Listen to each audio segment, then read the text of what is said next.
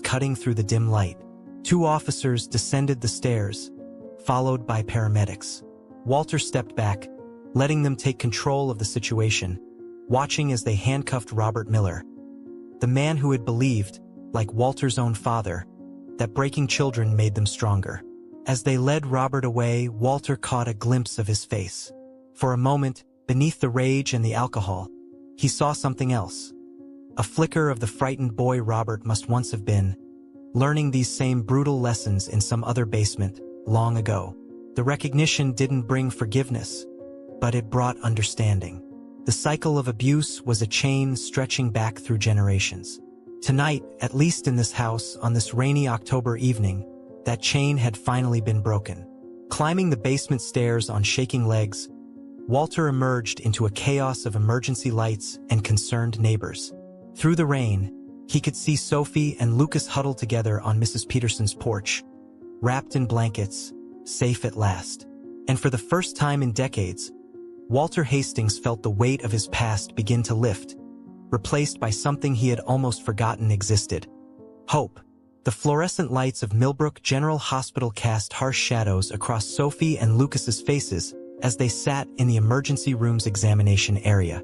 Dawn was breaking outside, but in the windowless space, time seemed suspended in an artificial twilight. Walter sat nearby in an uncomfortable plastic chair, his own ribs wrapped in fresh bandages, watching as Detective Sarah Chun carefully photographed Lucas's injuries. "Can you tell me how long this has been happening?" Detective Chun asked softly, her gentle manner a stark contrast to her sharp, observant eyes. She had been called in specifically for cases involving children, and her expertise showed in every careful question and patient pause. Sophie, still wearing the oversized police department sweatshirt they'd given her, kept one hand firmly on her brother's shoulder as she spoke. "Since Mom left, almost 2 years ago," she swallowed hard. "But it got worse after we moved here.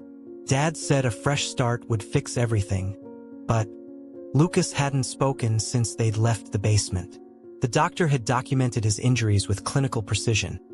Bruised ribs, lacerations from the belt, deep tissue bruising on his knees from the rice, dehydration. But it was the older scars they found that told the longer story.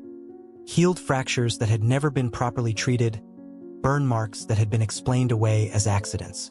Maria Santos, the senior social worker assigned to their case, sat across from Walter, her tablet filled with notes that painted a disturbing picture. "Mr. Miller maintained an impressive facade," she explained quietly. "High-paying job, active in the community, no criminal record. He even volunteered at the Children's Hospital quarterly. It's a common pattern with abusers of his type. They build a public persona that makes allegations seem impossible." Walter nodded, remembering his own father's reputation as a respected deacon in their church. "What happens to them now?" he asked, watching Sophie carefully help Lucas drink some water. Maria's expression softened. "That's the immediate challenge. Their mother's location is unknown. Mr. Miller apparently fabricated the story about her abandoning them. We found evidence suggesting she fled after he put her in the hospital, but she hasn't been heard from since. Without family members able to take immediate custody, they would typically enter the foster care system." The words hit Walter like a physical blow. He thought of his own brief time in foster care after his father's arrest. The separation from his sister, the strange houses, the feeling of being adrift in a system too overwhelmed to provide real healing. "They can't be separated," he found himself saying. "Lucas needs his sister. She's been protecting him all this time." Maria studied him thoughtfully. "There is another option," she said carefully. "Temporary emergency guardianship. It would require someone willing to take responsibility for both children while the legal situation is sorted out. Someone with a stable home, no criminal record, and the capacity to provide appropriate care and support." The implication hung in the air between them. Walter's hands began to tremble slightly. Him? A guardian? The idea seemed absurd. He was a solitary man who had deliberately arranged his life to avoid precisely this kind of responsibility. His house was a carefully maintained fortress of solitude, not a home for traumatized children. But then Lucas looked up, meeting Walter's eyes for the first time since the basement. In that gaze, Walter saw something he recognized. A mixture of fear and hope, the same expression he'd worn at that age, wondering if anyone would ever truly see him, truly help. "What would I need to do?" he heard himself ask. The next hours passed in a blur of paperwork and evaluations. Walter's background was scrutinized. His tenure as a professor, his financial stability, his clean criminal record. His home would need to be inspected, and he would need to attend specialized training for foster parents dealing with trauma cases. The responsibilities seemed overwhelming. "Are you sure about this?" Mrs. Peterson asked when she brought him fresh clothes at the hospital.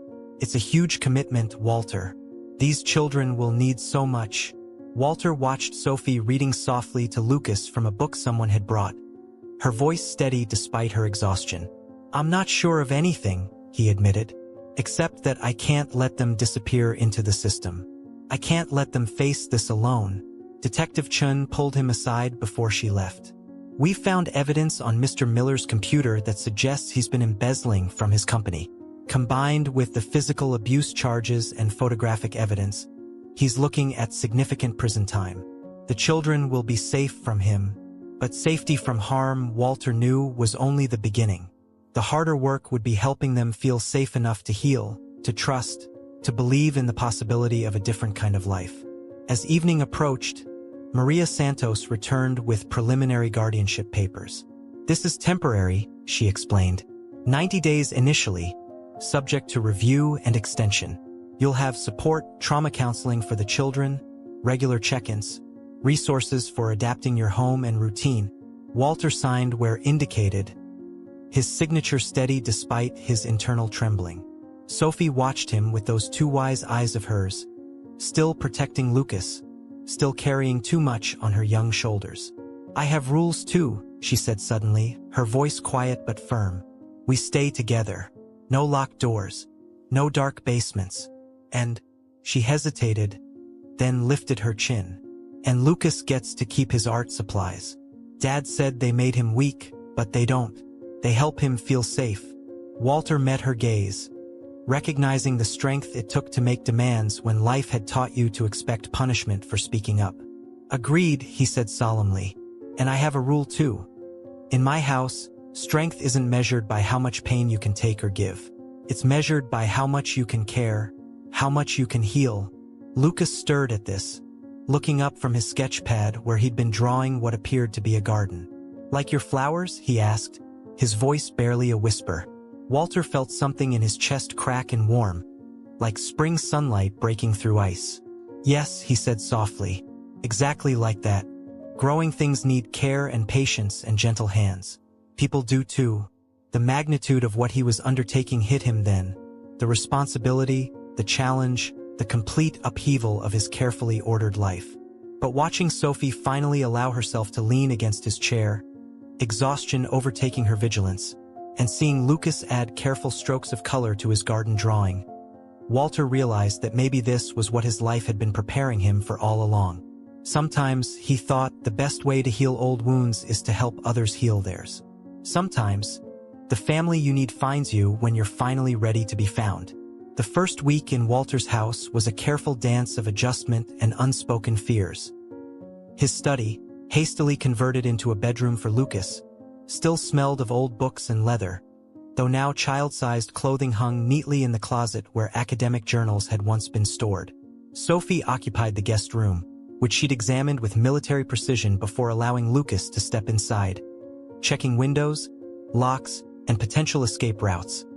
A habit that made Walter's heart ache. "The doors don't lock from the outside," he assured them that first morning, demonstrating with each bedroom door. "And you can leave them open at night if you want. There's a night light in the hallway." Small changes appeared throughout the house.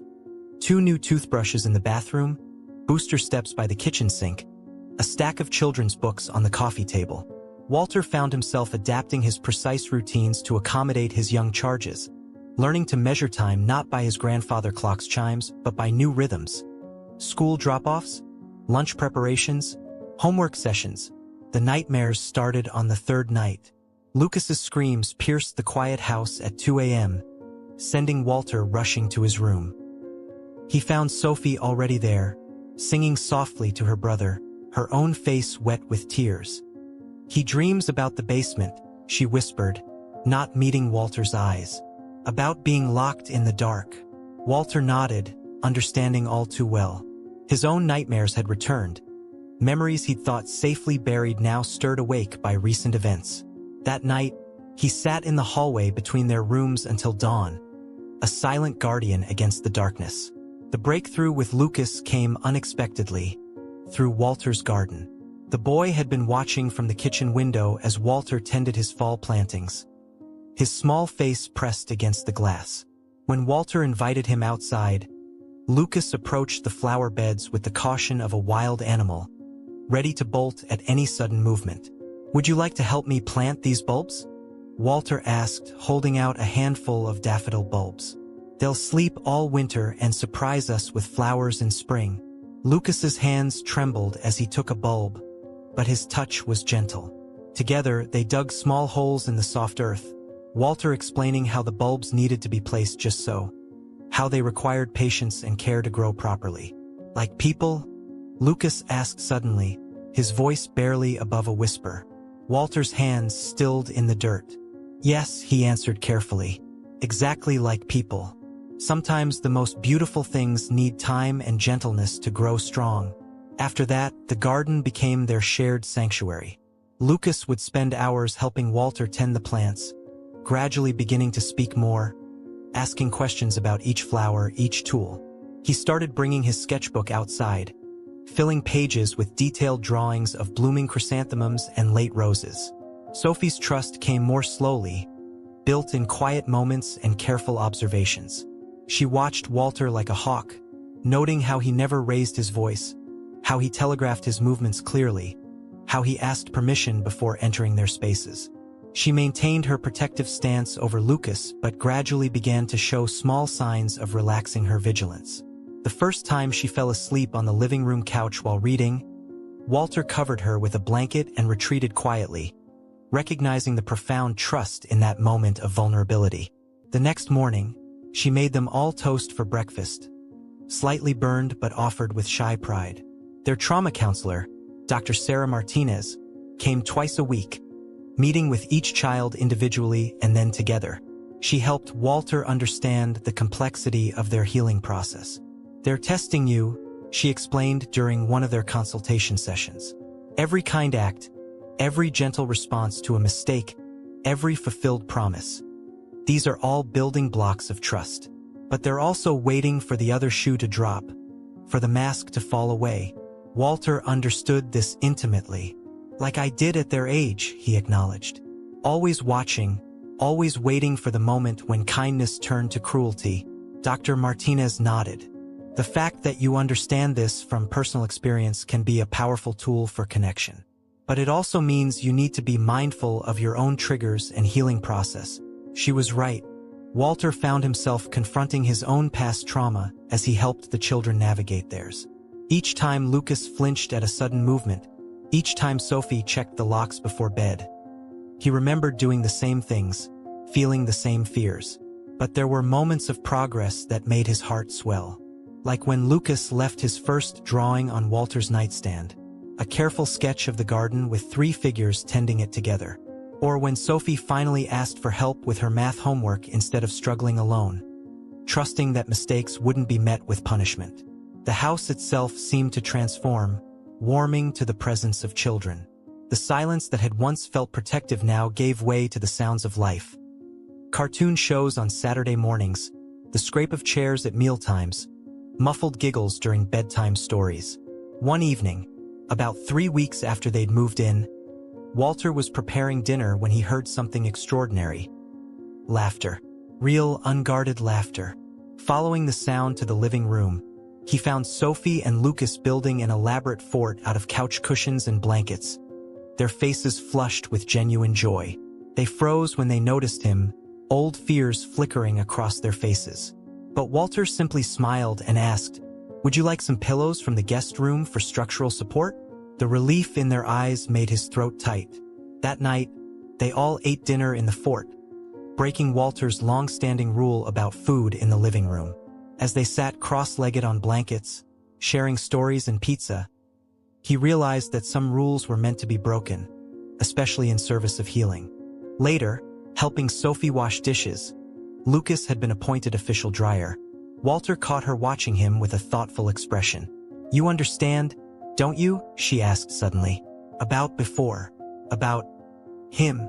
Walter dried his hands carefully, giving her question the weight it deserved. "Yes," he said simply. "I understand because I lived it too. Different basement, different time, same darkness." She nodded, processing this. "But you got better. You grew flowers instead of fists." "It took time," he admitted, "and help, and learning that strength isn't about walls and silence, but about letting light in, letting good things grow." That night, checking on them before bed, a new routine he developed. Walter found Lucas's door open, soft lamplight spilling into the hallway. The boy was adding color to a new drawing. The garden again. But this time the three figures were smiling, surrounded by blooming flowers. "It's us," Lucas said softly, not looking up. "In spring, when everything grows new again." Walter felt tears prick his eyes. But for the first time in decades, they weren't tears of pain. Sometimes, he was learning. Healing looked like a child's drawing of tomorrow's garden, full of color and hope and the promise of new growth. The discovery of the box happened on a rainy Saturday in November, 6 weeks after Sophie and Lucas had come to live with Walter. They were cleaning the attic, part of Dr. Martinez's suggestion to create shared projects that would help them bond as a family, when Sophie found it pushed far back under the eaves, covered in decades of dust. "What's this?" she asked, pulling it carefully into the light. Walter felt his heart stop. He knew without looking what the box contained. Every item cataloged in his memory like scenes from a dark play he'd spent a lifetime trying to forget. His hands trembled as he reached for it, but Sophie had already lifted the lid. Inside, yellowed newspaper clippings from 1964 lay atop a child's drawings. The headlines jumped out in stark black ink. "Local church deacon arrested for child abuse. 2 children removed from home. Prominent community member faces multiple charges." Sophie's sharp intake of breath told Walter she understood. Lucas moved closer, peering over his sister's shoulder at the contents. With trembling fingers, Sophie lifted one of the drawings. A child's rendering of a basement scene, stick figures and shadows done in heavy crayon strokes. "You drew these," she said softly. It wasn't a question. Walter sank heavily onto an old trunk, his legs suddenly unable to support him.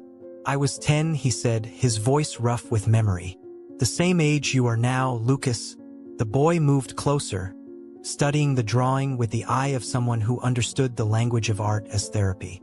"The big shadow," he whispered. "It's like the ones in my drawings." Walter nodded, unable to speak for a moment.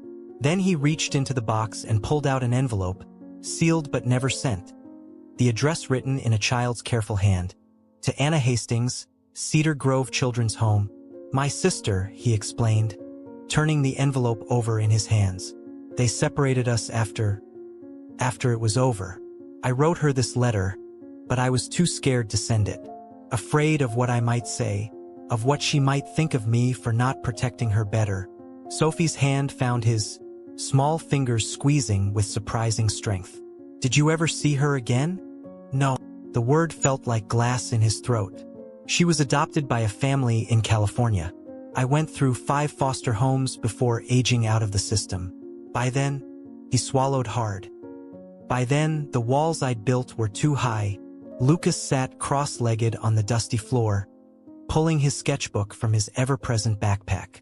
As Walter and Sophie talked, his pencil moved across the paper with quiet purpose. "Is that why you helped us?" Sophie asked, her voice carrying an edge of her old wariness.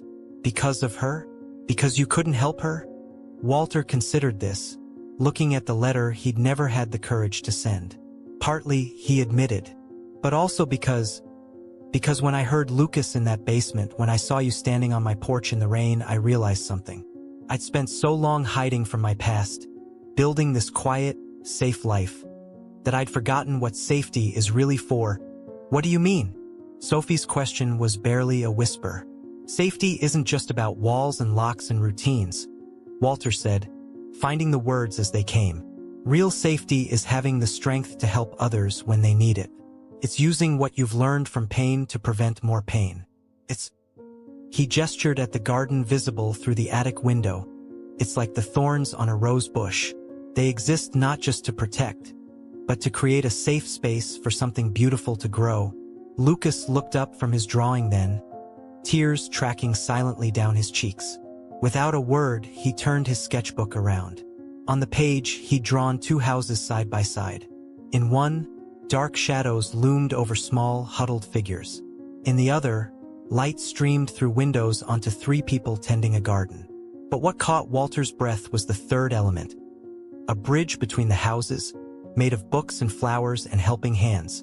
Sophie studied the drawing, then looked back at the contents of the box. "Can I read it?" she asked, pointing to the sealed letter. Maybe it's time it was read, even if it can't be sent." Walter's hands shook as he handed her the envelope. Sophie opened it carefully, treating the aged paper with gentle reverence. She read aloud, her voice strong despite the tears in her eyes. "Dear Anna, I'm sorry I couldn't stop him. I'm sorry I wasn't stronger. But I promise if I ever get the chance, I'll be stronger next time. I'll help someone else the way no one helped us. Maybe then it will hurt less. I miss you. Love, Walter."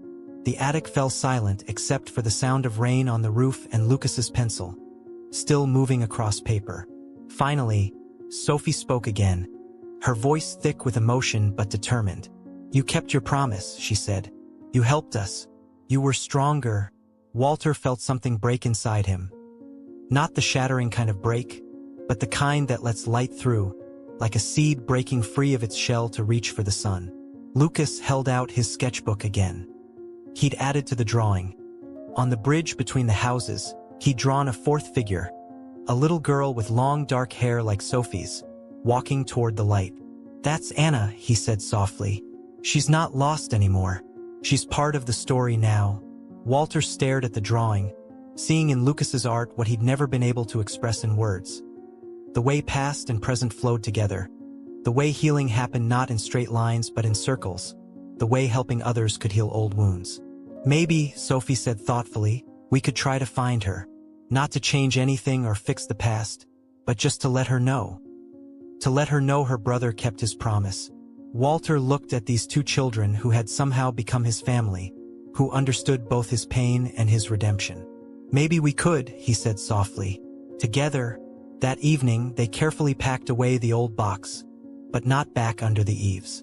Instead, they placed it on a shelf in Walter's room, alongside Lucas's growing collection of garden sketches and Sophie's poetry notebooks. The past wasn't something to hide anymore. It was part of their shared story, a bridge between what was and what could be.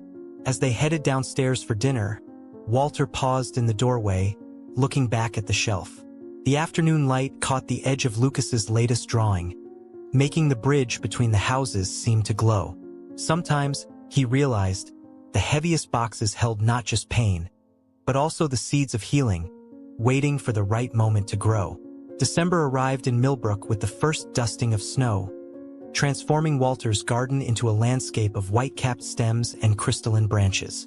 The physical wounds from that October night had healed, but the deeper work of emotional healing continued in ways both subtle and profound. The children's therapist, Dr. Martinez, had helped them establish what she called healing rituals, daily practices that gradually replaced old fears with new certainties. Every morning began with safety checks, but not the frantic kind Sophie used to perform. Instead, they walked through the house together, opening curtains to let in light, naming the things that made them feel secure. Locked exterior doors, open interior ones, phones charged and ready, the list of emergency contacts on the refrigerator.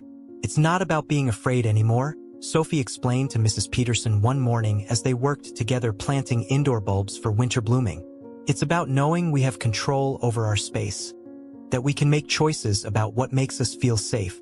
The garden, though dormant for winter, remained central to their healing process.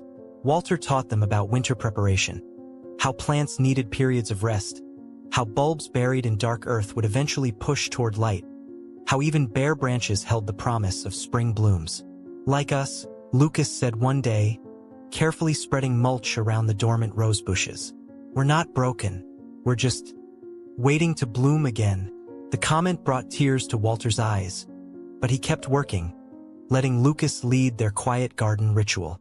The boy who had once flinched at every sudden movement now moved with growing confidence among the winter-bare plants, explaining to Walter the pictures he planned to draw of their spring revival. Inside the house, other transformations took place. The formal living room became a space for what Sophie called comfort crafts, activities that kept their hands busy and their minds calm. Walter's old leather armchair now shared space with a child-sized art table where Lucas spent hours drawing. Sophie discovered knitting, the rhythmic click of needles accompanying their evening reading sessions. The kitchen, once Walter's sanctuary of precise measurements and careful timing, became a laboratory of healing through shared meals.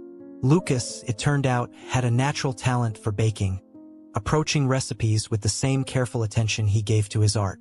Sophie excelled at savory dishes, gradually overcoming her fear of kitchen knives under Walter's patient guidance. Cooking is about trust, Walter told them one Sunday morning as they made pancakes together.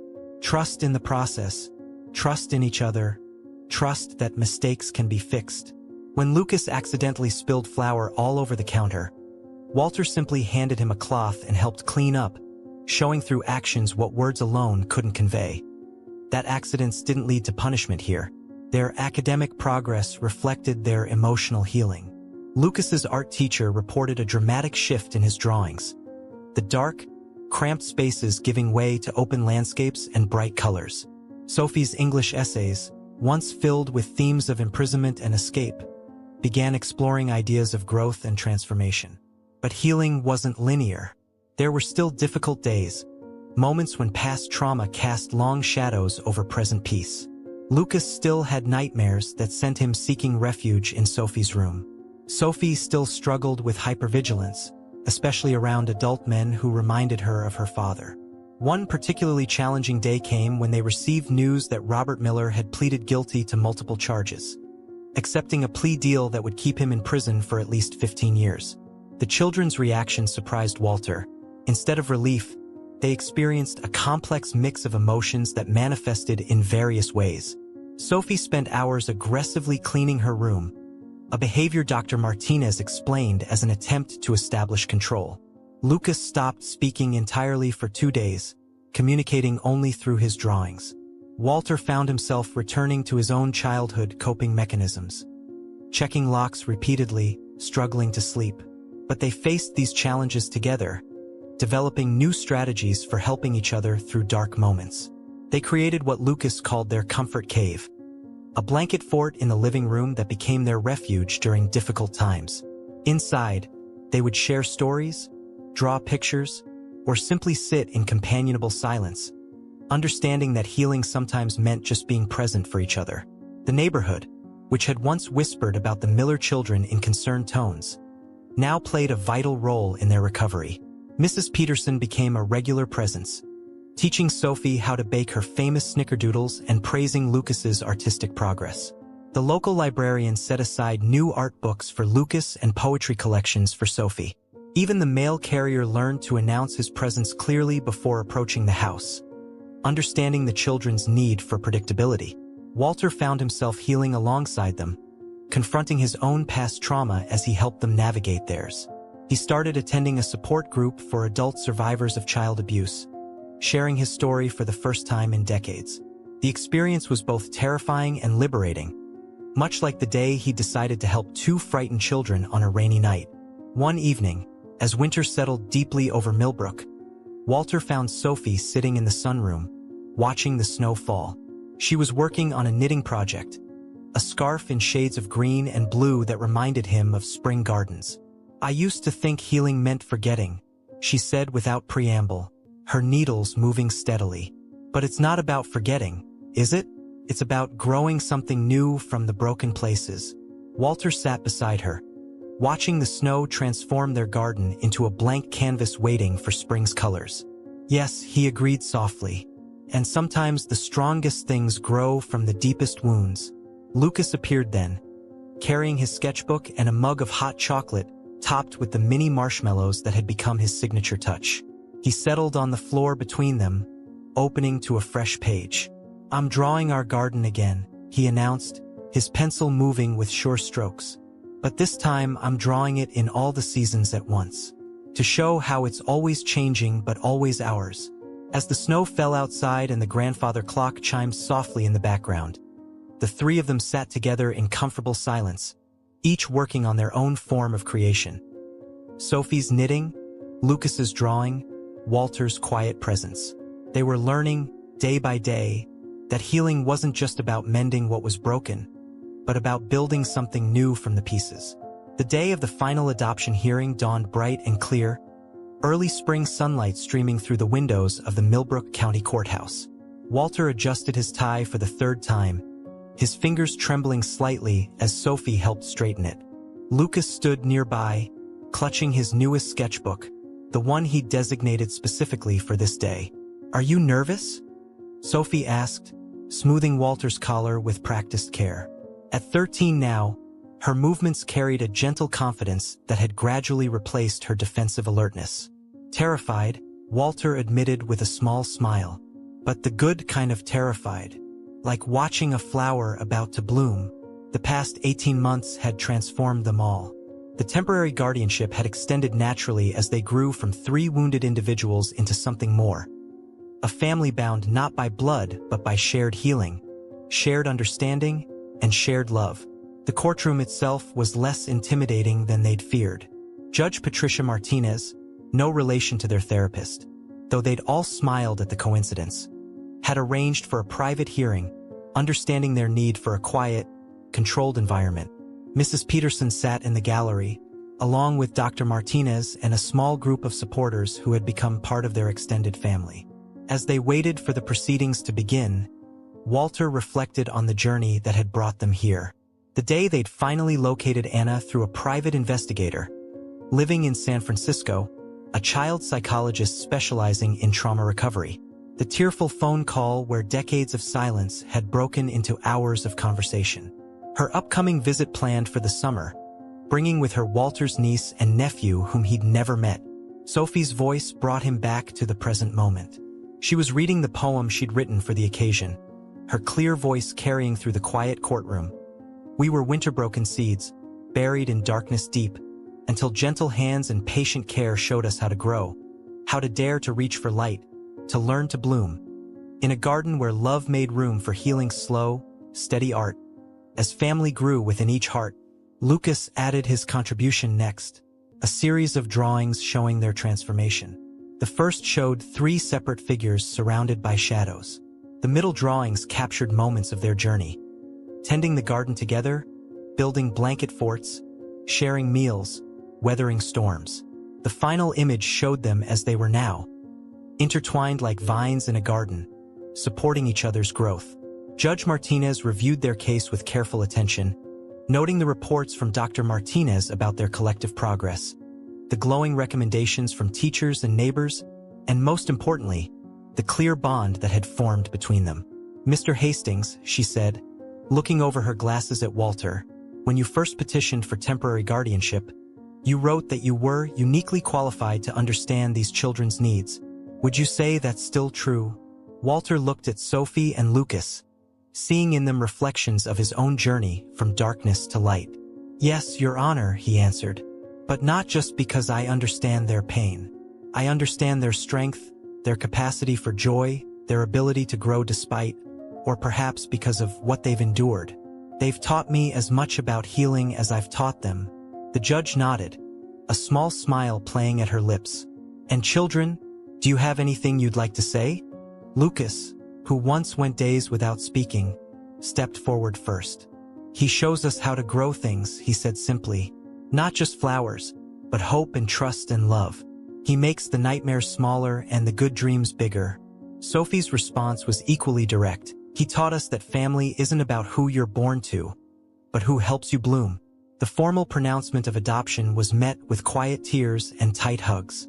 As they signed the final papers, Walter noticed Lucas adding one last detail to his drawing. A sun breaking through clouds, its rays touching each figure with gold. Later that afternoon, they gathered in their garden, now awakening with early spring growth. Friends and neighbors joined them in celebrating, the yard filled with the sounds of joy and laughter that had once seemed impossible in this space.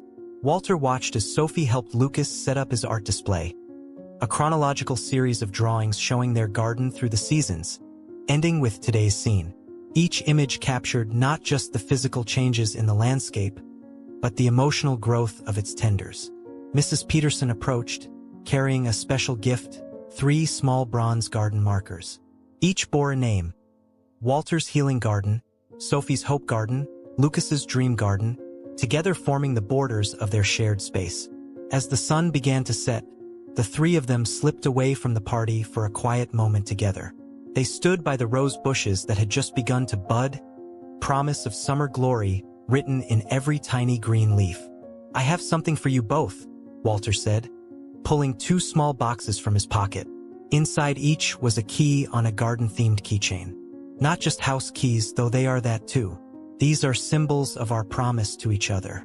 No more locked doors keeping us in, only open ones letting us grow together.